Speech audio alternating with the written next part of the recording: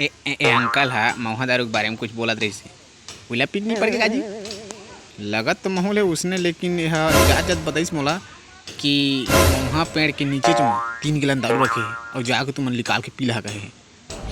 हमन काबर निकाल उसने दिए तो बाप के नौकर थोड़े न। ओहो साले कुटहा पीबो नहीं बे 3 झापड़ दा साले।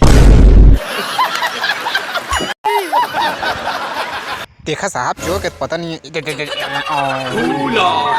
हो साले चोरहा साला मुस्तेड़ी सांप फटाकल मोर चोराक भागे रहे तो समझ नहीं है काबे और नौटंकी करता बाप प्रथा वो डुकदाई